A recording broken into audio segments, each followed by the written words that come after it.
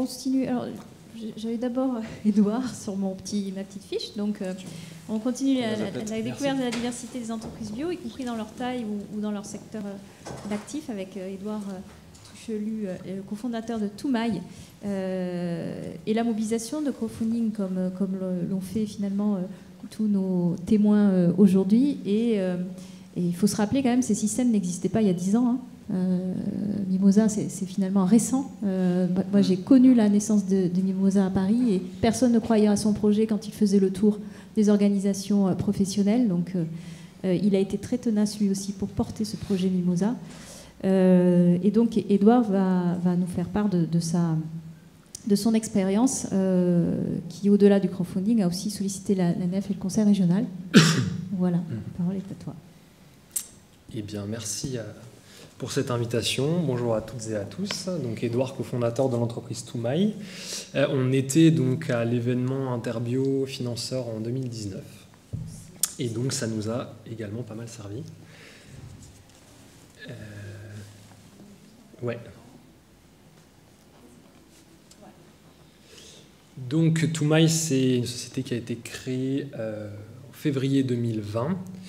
On a mis un petit peu de temps à lancer l'activité, donc on a un petit peu plus d'1 an d'activité commerciale.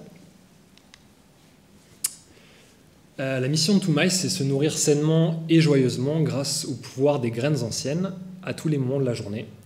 On a à cœur d'apporter de la diversité dans l'assiette, aussi bien pour la santé des hommes et des femmes que pour la santé de nos sols. On utilise donc créer des recettes 100% bio avec une liste d'ingrédients la plus simple possible. Donc la petite équipe Toumaï, donc Monia et moi-même qui sont les cofondateurs, cofondatrices de l'entreprise.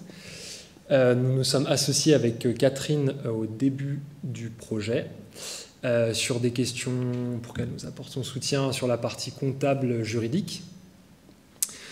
Depuis peu, nous avons Clara en CDD sur la partie R&D et fabrication également, et Léa qui nous a rejoint en alternance pour la partie web marketing. Alors l'écosystème un petit peu Toumaï. Aujourd'hui, on est incubé dans une pépinière qui s'appelle Agrovalo, qui est la pépinière de INRAE Institut Agro. On est accompagné depuis la semaine dernière également par le BIC de Montpellier. Nous sommes une petite entreprise artisanale, on fabrique nous-mêmes au sein de la boulangerie Pain et Partage. Pain et Partage, c'est une boulangerie qui emploie du personnel en insertion et qui a des clients en restauration collective, donc ils font du pain bio pour la cuisine centrale, pour les CHU notamment, les centres médico-sociaux. Et nous avons un partenariat avec eux pour utiliser leurs locaux et leurs équipements pour fabriquer nos produits. Nous utilisons majoritairement des ingrédients d'origine France et donc tous les ingrédients sont origine AB.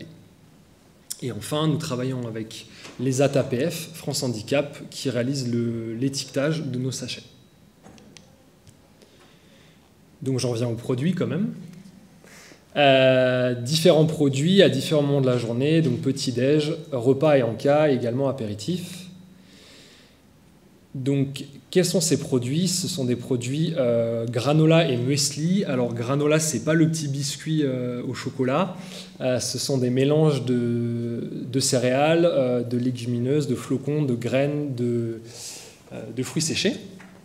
Et donc nous avons démarré avec une première gamme qui est au centre, la pépite, sur laquelle vraiment portait l'innovation, à savoir avec un sachet de 120 grammes, vous avez un repas sur le pouce, sain, rapide, sans préparation.